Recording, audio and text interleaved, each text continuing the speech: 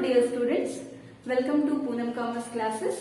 तो आज हम लोग डिस्कस करने जाएंगे फाइनेंशियल अकाउंटिंग, ठीक है, जिसको हिंदी में वित्तीय लेखांकन कहते हैं। इसके अंदर सबसे पहले हम लोग देखेंगे कि सिलेबस क्या क्या है।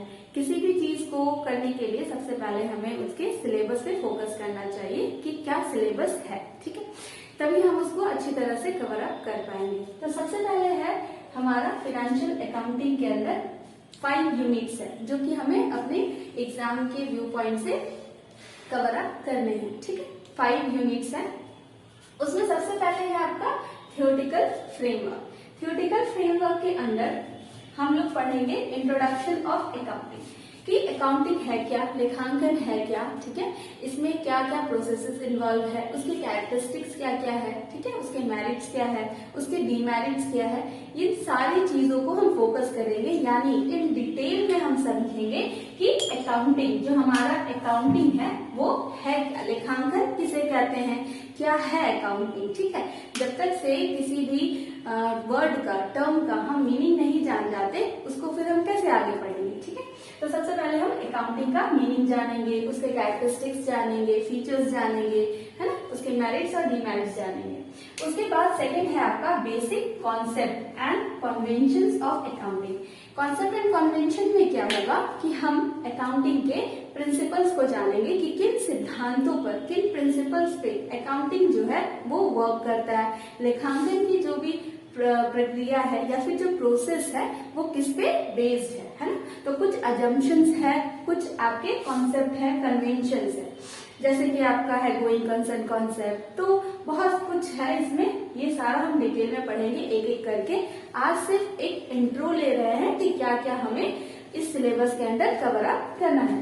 थर्ड वन है हमारा अकाउंटिंग स्टैंडर्ड्स, ठीक है। अकाउंटिंग स्टैंडर्ड्स जो है ना, कि ये जो स्टैंडर्ड है मतलब मानक है ना, इसके अंदर कुछ क्राइटेरिया मेंशन होते हैं कि आप जैसे फिक्स एसेट्स को कैसे डील करिएगा, है ना, सारा कुछ जितना भी आपके आइटम्स आते हैं उसको किस तरह से डील करिएगा, इसके लिए कुछ रूल्स और रेगुलेशंस आपको प्रोवाइडेड किए गए होते हैं इसके अंदर, स्टैंडर्ड्स के अंदर। और इसी स्टैंडर्ड्स के अकॉर्डिंग सारे अकाउंटिंग जो मेंटेन करते हैं इसी स्टैंडर्ड्स के अकॉर्डिंग चलते हैं, ठीक है। इसमें क्राइटेरिया मेंशन किए गए हैं, इसके बाहर हम कुछ काम नहीं कर पाएंगे, ठीक है। इसीलिए सारे स्टैंडर्ड्स के अकॉर्डिंग हमें फॉलो करना पड़ता है। ये तो हो गया हमारा यूनिट 1, इकाई 1 में हम ये सारा कुछ कवर अप करेंगे कि अकाउंटिंग है क्या, कॉन्सेप्ट क्या है, सिद्धांत क्या है और उसके मानक क्या क्या है। दूसरा हम आते हैं accounting for depreciation, inventory valuation and business entities. तो ये जो सेकेंड आपका यूनिट है, इस सेकेंड यूनिट में हम लोग क्या पढ़ेंगे, अकाउंटिंग फॉर डेप्रिसिएशन। अब ये जो डेप्रिसिएशन वर्ड है, ये डेप्रिसिएशन वर्ड किसके लिए यूज किया जाता है, ये जो डेप्रिसिएशन है ये हमारे फिक्स एसेट्स पे चार्ज होता है। डेप्रिसिएशन जिसको हिंदी में ह्रास कहते हैं, ठीक है। जब भी हमारे फिक्स एसेट्स के यूज करने के तहत जो उसपे, उसके कॉस्ट पे, उसके जो मूल्य पे गिरावट आती है ना, उसे ही हम क्या कहते हैं, डेप्रिसिएशन करते हैं। इसके अलग अलग क्या है, मेथड्स है या फिर अलग अलग प्रकार है जिससे हम इस डेप्रिसिएशन को क्या कर सकते हैं, चार्ज कर सकते हैं अपने फिक्स एसेट्स पे, जैसे मशीनरी पे, फर्नीचर्स पे, है ना। तो ये हम लोग पढ़ेंगे डेप्रिसिएशन के अंदर। पहला है हमारा डेप्रिसिएशन, ठीक है। डेप्रिसिएशन जो है इसमें 2 मेथड्स है, 2 प्रकार से इसे हमें चार्ज करना है ना। किस पे, फिक्स एसेट्स पे चार्ज किया जाता है, उसके यूज में जो उसके मूल्य पे, उसके जो कॉस्ट प्राइस पे गिरावट आती है उसके अगेंस्ट हम क्या करते हैं, डेप्रिसिएशन चार्ज करते हैं और डेप्रिसिएशन अकाउंट खोलते हैं, ठीक है। तो आपके सिलेबस में आपको 2 तरह के क्या पढ़ने हैं, डेप्रिसिएशन के मेथड्स पढ़ने हैं।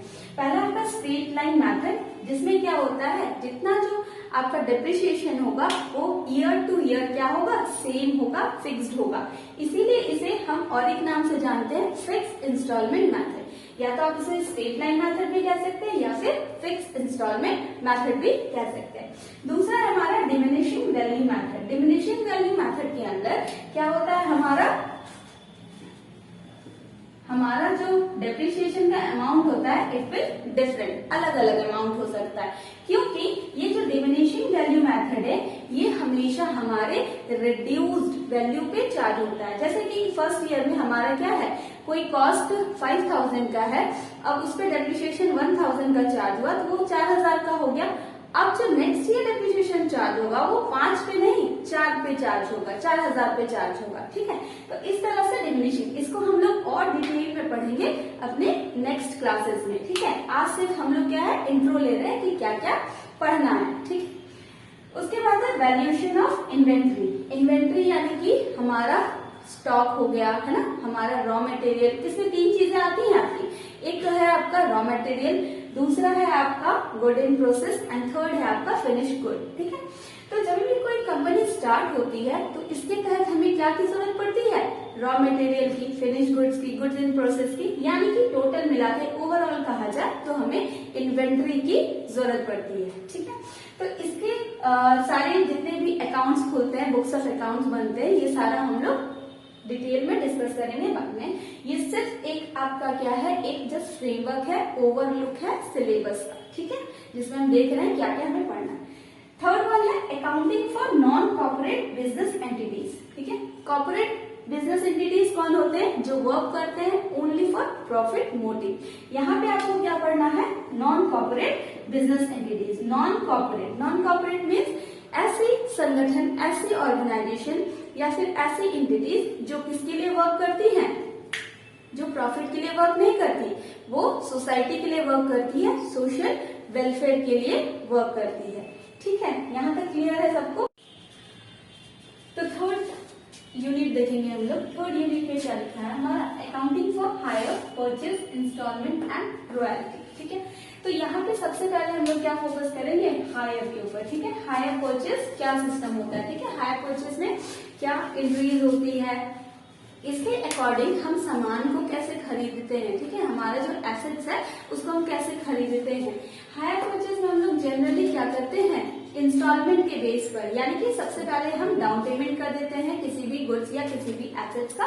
डाउन पेमेंट करने के बाद जो बकाया जो राशि होती है, बकाया जो उसके प्राइस होता है, कॉस्ट प्राइस होता है, उसको हम धीरे धीरे इंस्टॉलमेंट के तहत पे करते हैं। ठीक है, तो ये होता है हमारा हायर परचेज सिस्टम के अकॉर्डिंग। इसमें क्या होता है कि हम फिर इंस्टॉलमेंट में धीरे धीरे उस पैसे को देते हैं, पर जितना एक्चुअल कॉस्ट प्राइस होता है उस एसेट्स का, उससे ज्यादा हमें पे करना पड़ता है। क्यों, ये एक्स्ट्रा क्यों हम पे करते हैं, वो क्या होता है, हमारा इंटरेस्ट कहलाता है। ठीक है, तो यहाँ पे हमें क्या देखना है, हायर परचेज सिस्टम के अकॉर्डिंग कैसे एसेट्स को, कैसे गुड्स को कैसे परचेज किया जाता है। ठीक है, डाउन पेमेंट की जाती है, उसके बाद उसकी इंस्टॉलमेंट दी जाती है।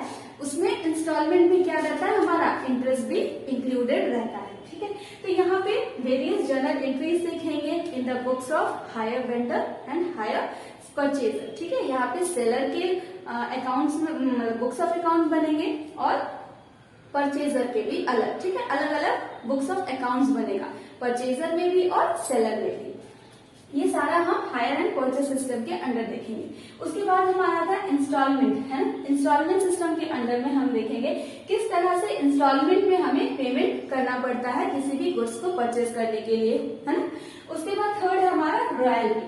अब रॉयल्टी जो है, रॉयल्टी हम किसी फिक्स एसेट्स को, है ना, ये कभी भी रॉयल्टी करंट एसेट्स पे चार्ज नहीं होता है। करंट एसेट्स हमारे क्या क्या हो जाते हैं, जैसे स्टॉक, डेटर, ठीक है, और cash at bank, cash in hand, ये सारे एग्जांपल है करंट एसेट्स के। लेकिन हमारा रॉयल्टी जो है ये ऑलवेज किस पे चार्ज होता है, it is always charge on fixed assets. Fix assets के ऊपर हमारा क्या होता है, ऑलवेज रॉयल्टी चार्ज करते हैं। जैसे कि हमारा लैंड एंड बिल्डिंग हो गया, फर्नीचर्स हो गया, और इसमें फिक्स एसेट्स जब मैंने पूरा कह दिया है कि फिक्स एसेट्स पे चार्ज होता है, इसका मतलब क्या है, ये आइदर टेंजिबल हो सकते हैं या फिर इंटेंजिबल एसेट्स भी हो सकते हैं। इंटेंजिबल एसेट्स में जैसे आपका क्या आ जाएगा, गुडविल आ जाएगा, ठीक है, कॉपीराइट आ जाएगा, है ना। तो यहाँ पे फिक्स एसेट्स पे चार्ज किया जाता है रॉयल्टी। हम किसी के फिक्स एसेट्स को यूज करते हैं और उसके बदले में जो हम पैसा देते हैं वो होता है रॉयल्टी। अब रॉयल्टी और रेंट में भी डिफरेंस है। रॉयल्टी जो है वो फिक्स एसेट्स के यूज पे तो देते हैं, पर ये क्या है, फिक्स नहीं होता है रॉयल्टी में, कि रॉयल्टी का अमाउंट हमेशा फिक्स ऐसा हो नहीं होता है। लेकिन रेंट में क्या होता है, जो अमाउंट होता है आपका वो फिक्स्ड होता है। तो रॉयल्टी जब हम पढ़ेंगे तो इसको डिटेल में देखेंगे, इसके जितने भी वेरियस अकाउंटिंग है उसको हम डिटेल में देखेंगे जब हम रॉयल्टी पढ़ेंगे, ठीक है। अब हम आते हैं फोर्थ यूनिट में। फोर्थ यूनिट हमारा क्या कहता है, accounting for inland branch and departments. अब जितने भी हमारे अकाउंट्स में ब्रांचेस है, डिपार्टमेंट्स है, इनके कॉन्सेप्ट और डिपार्टमेंटल अकाउंट जो वेरियस अकाउंट हम मेंटेन करते हैं ना अकाउंटिंग के अंदर, इनको हम सारे डिपार्टमेंटल अकाउंट के तहत देखेंगे, उनकी कॉन्सेप्ट को समझेंगे, है ना। तो हमारा फोर्थ यूनिट किसकी बात करता है, ब्रांचेस की और डिपार्टमेंट्स की बात करता है कि इसके अकॉर्डिंग हम कौन कौन सा एंट्रीज करेंगे, कौन कौन से लेजर्स बनाएंगे, कौन कौन से अकाउंट्स ओपन करेंगे। क्लियर है। अब फिफ्थ वन देखेंगे जो हमारा लास्ट यूनिट है फाइनेंशियल अकाउंटिंग के अंदर, है ना, वित्तीय लेखांकन के अंदर लास्ट यूनिट है जिसको हमको पढ़ना है डिटेल में, accounting for dissolution partnership firm and insolvency. जो ये डिसोल्यूशन पार्टनरशिप फर्म है इसका क्या मतलब है, क्या कॉन्सेप्ट है, क्या कैरेक्टरिस्टिक्स है, कब पार्टनर्स डिसॉल्व होते हैं, पार्टनरशिप फर्म कब डिसॉल्व होती है, कौन कौन से कॉजेज है, क्या कारण है ना, इंसॉल्वेंसी होने के क्या कारण है। तो ये सारा डिटेल में हम कब पढ़ेंगे, जब हम इस यूनिट को कवर अप करेंगे। तो ये हमारे टोटल कितने यूनिट्स हो गए, 5 यूनिट्स हो गए किसके अंडर, फाइनेंशियल अकाउंटिंग के अंडर। तो ये पांचों जो यूनिट्स है ना, पांचों जो यूनिट्स है इनको हम कवर अप करेंगे 1 by 1 करके।